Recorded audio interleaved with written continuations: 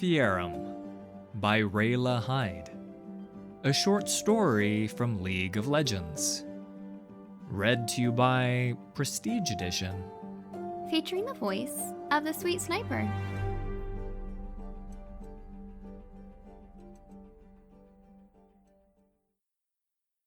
Orianna walked through the fairground, empty and still in the evening gloom. Sir Festerly's fantastical fair opened its gates to delighted crowds of Zonites but twice a year, and Orianna did not want to miss her chance to see its wonders. She had waited until everyone had left for the day, and the rowdy laughter and accordion tunes had fallen silent. Only the low hum of nearby pipelines pumping steam through the chem district disturbed the quiet. Detritus lay strewn along the ground, colorful streamers and bright balloons mingling with crumpled wax paper that once held sweet jam pastries.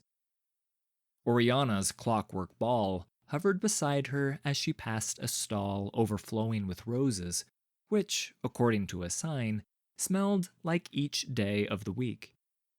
She walked by a wind-up monkey holding a pair of cymbals and a cart laden with sugared apples.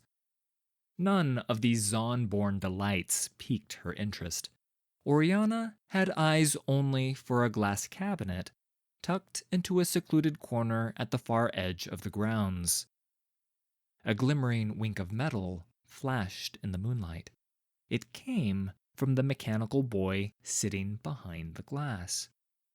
Orianna had seen nothing like him and drew closer, intrigued. He was clad in a midnight blue suit and a silk hat. His skin was a shell of pure porcelain that masked the delicate clockwork gears below, and his eyes shone with glints of silver thread. As Orianna approached him, his lips rearranged into a smile. "Can you keep a secret?" the boy said. His voice reminded Orianna of softly chiming bells.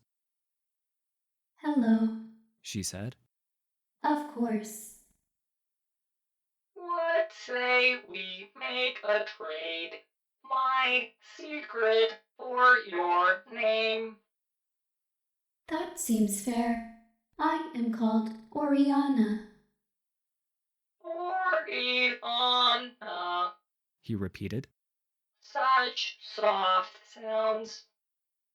Orianna could have sworn his porcelain cheeks blushed.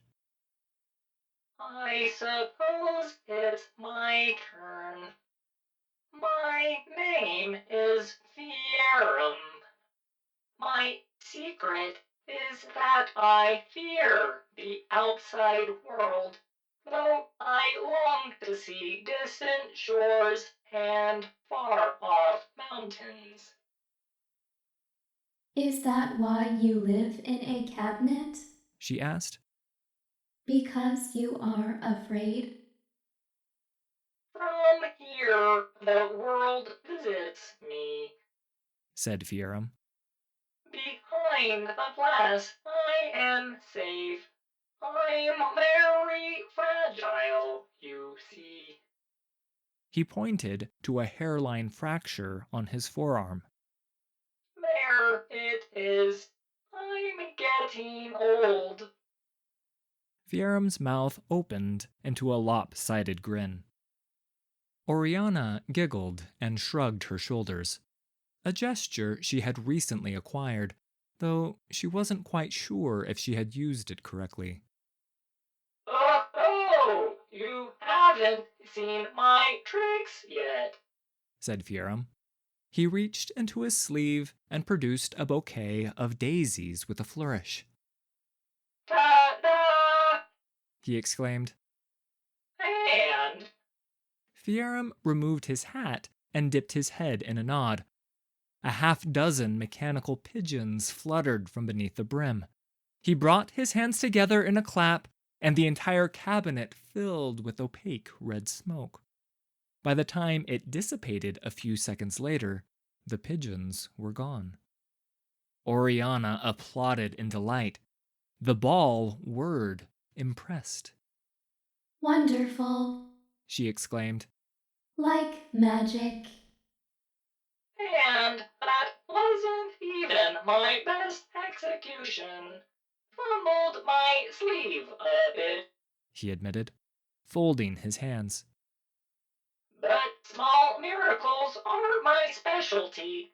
Like you finding your way to me in this great city. You above all others. You winked at me. Said Orianna. Why? We are kindred spirits, you and I, but you already knew that. Said Fieram. It's why you're here, isn't it? He shuffled his feet. Orianna marveled at the subtlety of his movement. It is just that I have never seen another like you. She said. I'm one of a kind, aren't I? Same as you. Said Fieram. He gestured toward her mechanical frame and winked again. Orianna smiled. Fieram leaned in against the glass. Your smile is... Fabricated? She said. Yes, I am still mastering certain expressions. beautiful. Said Fieram. Well, now, you are going to make me blush. Orianna's ball, hovering at her left shoulder, nudged her gently. Not now. She told the ball. She lifted the mechanical monkey from its stall nearby and turned its key. It scuttled about the floor, eyes lit with a red glow, clashing its cymbals together at every third step before slowing to a halt. You are not like him, are you, Fieram? All wound up at the turn of a key. She said. You have a mind. You have thoughts. I may be comprised of cogs and wheels, but I have dreams like anyone. I know you dream of leaving this place. Surely you are lonely behind this glass. Come with me.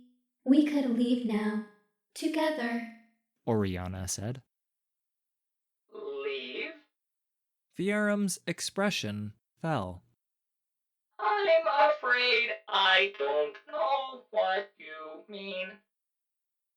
You have no doubt listened to the restless bustle of Zon, or heard of the grand marvels in Piltover.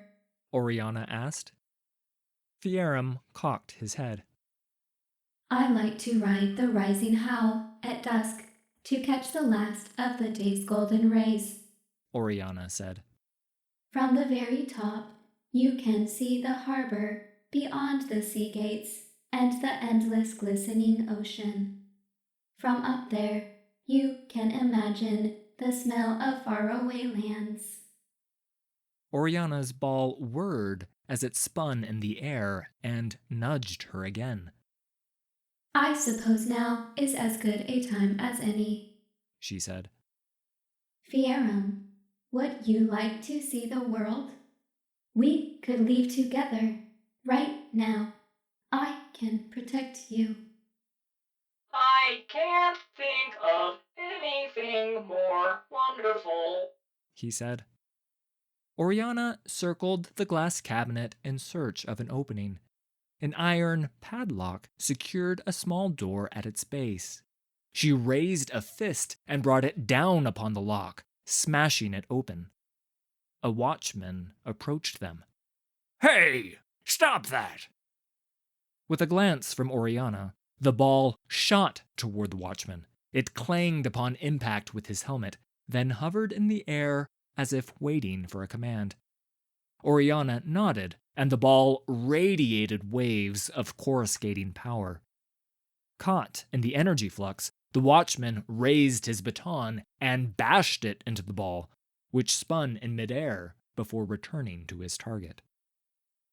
A second watchman ran toward Orianna. She tried to pull Fieram through the door, but his chair jammed in the opening.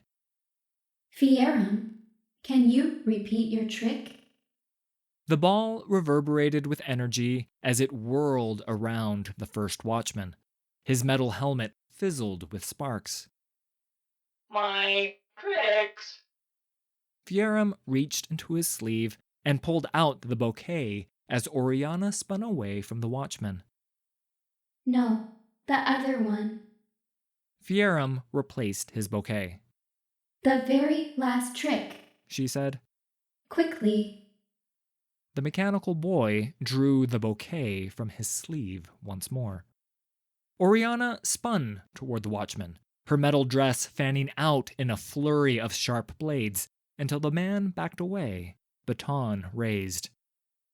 "Get away from him, you!" said the watchman. "That's our property you're tampering with." From here, the world visits me, Fieram said. He tipped his hat, and pigeons poured out.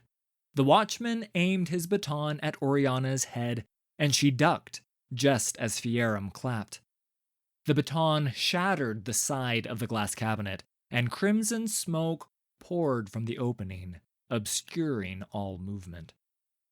The first watchman had responded to the ball's galvanic attacks with rageful abandon, throwing all his weight into every punch. The ball was relentless, however, and shot a final blast of energy toward his helmet, and the watchman fell down, unconscious. Whirring in satisfaction, the ball flew to Orianna. It unleashed voltaic waves toward the second watchman, rendering him motionless. Orianna stepped into the smoke-filled cabinet. She lifted the mechanical boy from his chair, but his legs would not flex to stand. Fieram, we must leave. Leave? I'm afraid I don't know what you mean.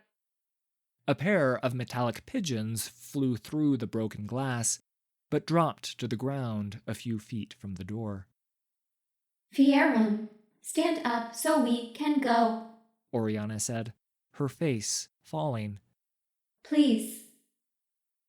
Oh, you haven't seen my tricks yet. He pulled the bouquet from his sleeve. Orianna ignored Fieram's attempt to tip his hat and dragged him, still fixed in a seated posture, from the glass enclosure. Outside, her ball had cornered the second watchman, who had collapsed in a buzzing heap.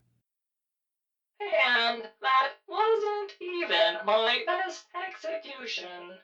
Fumbled my sleeve a bit, said Fieram. You are not. Your voice is repeating?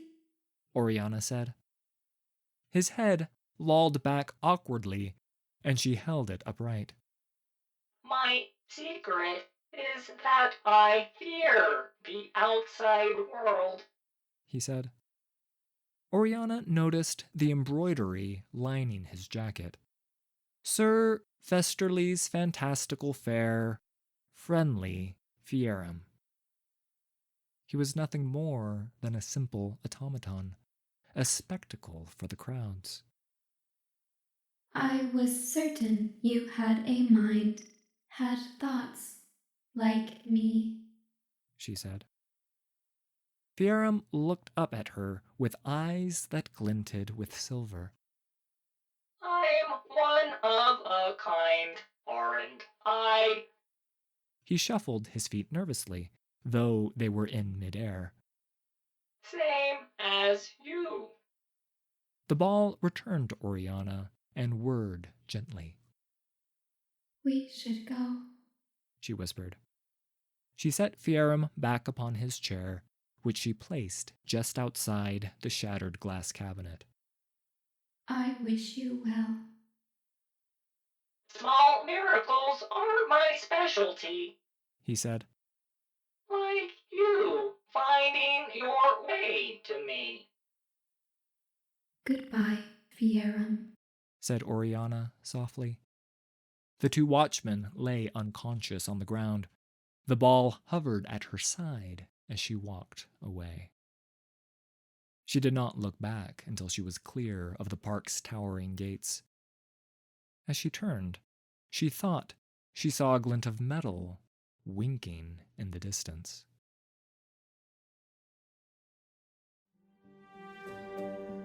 I'd like to thank the Sweet Sniper for this week's collaboration. You can find me at twitch.tv/thesweetsniper. All credit for these stories goes to Riot Games and League of Legends. Full details can be found in the video description.